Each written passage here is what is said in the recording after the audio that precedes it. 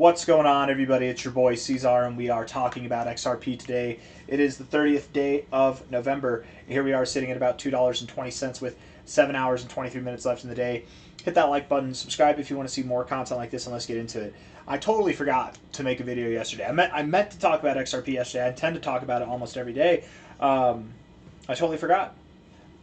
On the bright side, my very last video that I made yesterday, which was titled, there's a few different titles that I gave it, but which cryptos are the safest investments right now, something like that.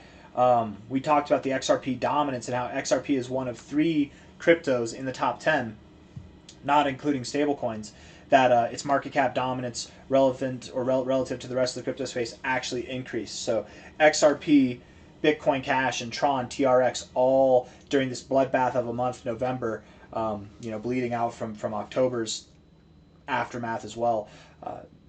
These are the only 3 coins in the top 10 that are showing dominance growth. So I think that that's an important factor to consider. We did talk about XRP a little bit yesterday, and we made sense out of some higher targets for sure. But we're going to do some more short-term analysis and then shift back out to the long-term analysis at the end, as we normally do. Hit the like button, subscribe. Thank you all for being here, and let's get into it. Okay, we got 7 hours 21 minutes left in the day. $2.20 is the price. We do look as though we have a bit of a bull flag going on here. I would assume that we perform as such, and we probably continue to move higher. If this is a bull flag, and I think it is, let's look at the 4-hour time frame. How would we draw this?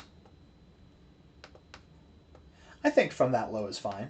I think measuring from that low is fine. You could measure it from here, but I think this low is fine to incorporate as the bull flag, right? Right there, you take this line, you put it at the base of the flag, and then your measure move should take you all the way up to about $2.70. Somewhere around there. Okay, hold on. Looking at the daily time frame here. Yeah, $2.70. That's the next target, and that would take us back to where this high is. It might make sense that with our bull flag, we break out, we hit our target, and then we start to consolidate.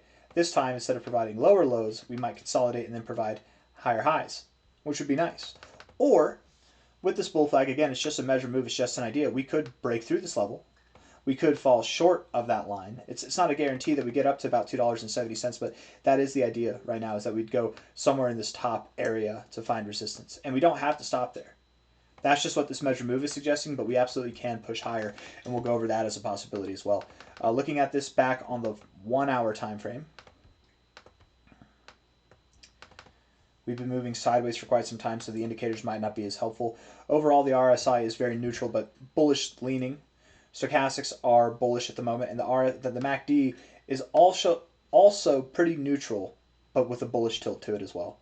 1-hour time frame, it's a little less significant. Looking here, I would expect that we do break out to the upside.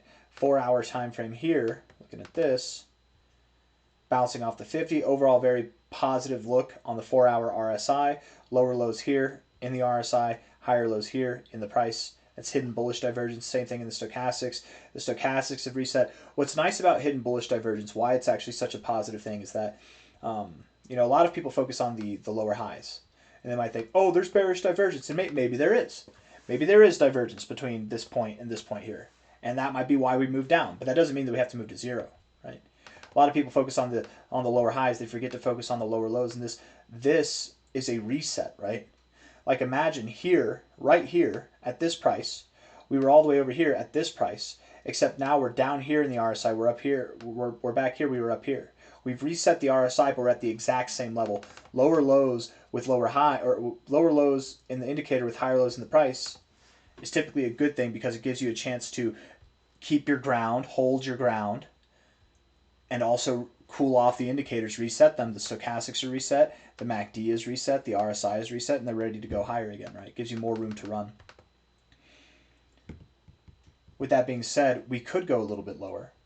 If the stochastics came down, if the MACD came down, hell, even if the RSI came down, we could go a little bit lower from here and still be fine. I doubt that we break out to the downside, but let's go over that situation real quick, okay? From a low to a high, if we did break out to the downside, the likely area that we'd find support at would be about $2.09. If we go lower than that, then $1.98, $1.95 at the worst case scenario. Okay, that's the worst case scenario. Well, I guess the worst case scenario is this, right? But in the realm of probabilities, $1.98, $1.95 is the worst case scenario. Likely, this holds its support and we break out higher. But if we do break out, my most likely outcome that I would give if we broke out to the downside would be about a $2.10, $2.09 price. And then we find support and then we move higher. Oftentimes, it's very common with these bull flags that you think you have a bull flag here and then you break out to the downside and you think, oh no, it's a failed flag, when really it's just more of the same. And really we're in this a kind of larger bull flag, something like that. So just be prepared for that if it happens. I wouldn't necessarily expect it. I'm not holding my breath over downside. I definitely am thinking we move to the upside, but anything can happen. And regardless, if we move down first, we'll probably still come back up and move back to these areas here. That's the expectation. Somewhere around 260, 270. Looking at the 4-hour indicators, again, I think that the MACD looks fine. I think the stochastics look reset, and the RSI also looks reset, giving us some hidden bullish divergence too along the way. Looking at the daily time frame here, the RSI is very sad, but again, we continue to do some positive stuff right here, specifically within this area that we've been consolidating in for the past week now. You know, every single point that we found resistance at, dating back to August, we've just gone down. We've gone down, down, down, all the way down. Here, we're not really going down. We've hit the resistance point. It's a lower high in the direct trajectory with all these lower highs here, but we're doing something a little bit different, aren't we? Versus this high versus this high. It looks a bit different.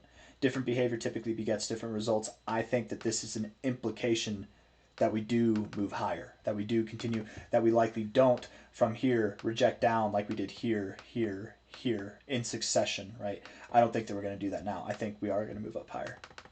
Time will tell. We'll see. But the 4-hour would be on my side as well. The stochastic suggests that we move higher. And the MACD on the daily, that's bearish technically overall, but building bullish momentum now does agree with the idea that we can move higher. And typically your MACD actually looks the worst right when you're at your worst. So the fact that the MACD is bearish right now, it's a lagging indicator. I'm not weighing too much on that. We are looking forward to the prospects of the oscillators flipping back above the zero. That should happen sometime probably in the second week, if not the midway point of December. And with that should come a nice voluptuous upside. I do believe, because XRP is one of 3 coins in the top 10 cryptos that actually gained market cap dominance this month instead of losing it, I wouldn't be surprised in the least if we did see prices returning to $3.30, $3.60, 70 cents, maybe even new all-time highs altogether by the end of this year of December. Right? I wouldn't be surprised at all if the cross above the zero on the MACD directly correlates with a break of this lower range here. And that break, when we break, we're likely going to rapidly approach $3.10, $3.18. That'll likely be toward the second half of December. And with that momentum, I mean, with XRP's momentum of bouncing off of here and coming all the way up here, it's very possible that we do continue to rally. When XRP rallies, it's typically very fast. The only reason that I'm kind of discounting the idea that we see a rally like this or any kind of standard pump that we get with XRP, even in boring times, is because I'm not completely convinced that Bitcoin's going to do too well in December. I don't think Bitcoin's going to do bad. I don't think it's going to be a bloodbath or anything like that. We're not going to 50 or 60K. Anything can happen. I just don't think it's going to rush to new all-time highs. We might not even see prices above 110K in the month of December. And with that, can XRP see new all-time highs? I think it can, but will it? Is I guess the better question to ask there. $2.20 now, whenever it is time, because there will be a time when we do move to new all-time highs. Whenever it is time to move to new all-time highs, the target area is likely going to be around $13 or higher, $13.56 or higher. I'm thinking something right around the 1-for-1-4, but to the upside. It's very common to wick above the 1-for-1-4 and close below it, that I've noticed at least. In yesterday's analysis, what we did was we took XRP to BTC. And if you've been watching my videos over the weeks, over the months, you've probably seen this before, but just this quick little comparison. I won't give you the whole spiel. I'll try to make it as quick as possible.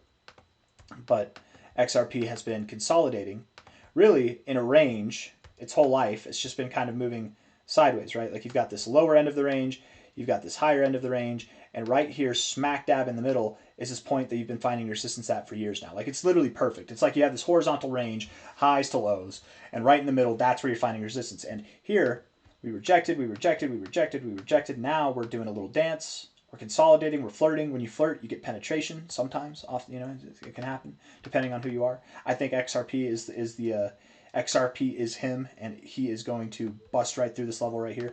We're going to break above this level. And when we do, we likely don't see a small move, right? We likely see a move. Imagine that you've been held below this line since 2019, and all you get when you break out is this. I would assume that's a bad sign. XRP would go down. We're not thinking that for XRP. We're thinking that this thing's about to rally. It's about to rip. The thing that makes the most sense to me is that here, again, kind of different behavior. You're consolidating instead of just rejecting down like that daily RSI, but here on the price action versus BTC, different behavior begets different results. Something that you've been consolidating under for 6 years, I would think, does lead to a rather sizable breakout. You're probably not going to stop here or here or here. You're going to stop at a place that makes sense, which is at least here. And why does that make sense? Because right there at least interacts with prior areas of resistance.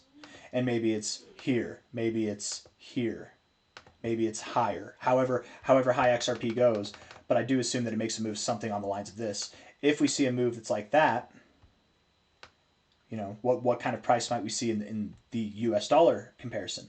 Well, we take this price here, we measure it against this. This is basically the same movement that we saw last year in November, December. And the price action that we saw here correlated to that. So in other words, and it's a rough estimation, it's not an exact science here. It could be if we took the time to measure it out and calculate it all, and we've done that before, but I don't want to do it now. You know, the idea would be that this move likely takes us at least here, right? We're probably going to see a very similar move to this. And my thoughts would be we probably don't stop here because it's in between the 1414 and the 1272. Typically, you either stop right at the 1272 or you go just above the 1414. Maybe you stop right at the 1414. Typically, you don't stop here in no man's land. Does that mean we can't stop here? No, we could stop right there. Maybe that's exactly where we stop. But I think that we're going to see something push higher. We're breaking significant resistance points in the XRP BTC pair. XRP is going to be breaking out to new all-time highs. Price discovery for the first time in multiple cycles. I have a feeling that we're not going to stop at the smallest, the minimum target with this. Again, same kind of idea here. Are we going to, when we break out of this thing that we've been consolidating under for 6 years now, are we going to get a small move like that, or are we going to get a move that represents this consolidation break? Because that would represent this, I think, going to some place where we found resistance before, the next kind of likely area, not somewhere that's just above this line here, right? Same thing with XRP USD. We're in a multi-year consolidation phase. This has been lasting longer than 6 years. This has actually gone on for about, at this point, like 8 years. Would we stop at the minimum target? I doubt it. I think we're going to go up to 1356 or higher. But I got nothing else for you guys. I hope you enjoyed the video. And if you did, hit the like button. Subscribe if you want to see more content like this. To summarize this video real quick, just to get our thoughts back in order. Not just in Moon Boy land up at $13 and beyond, but relative to what's going on now. We are expecting a breakout that will likely take us up to about $2.65 to $2.75, somewhere around here.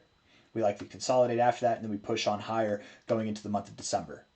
If I'm wrong, then what's going to happen is we probably break out to the downside. We find support, you know, at $2.09 to $1.95 at the worst, and then we likely come up and recover, and we still have a good month of December, but maybe we're not up as high as I had originally thought. You know, we still move up, but now instead of hitting these levels here, we're going to hit these levels at a later date, and therefore everything gets pushed back. So whether it's a higher low that we get or a higher high that we're promoting right now, I do expect one way or another we're going to move higher.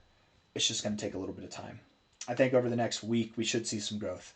Hit the like button, subscribe. Thank you all for being here. I'll see you on the next one. Okay, take care of yourselves. Bye-bye.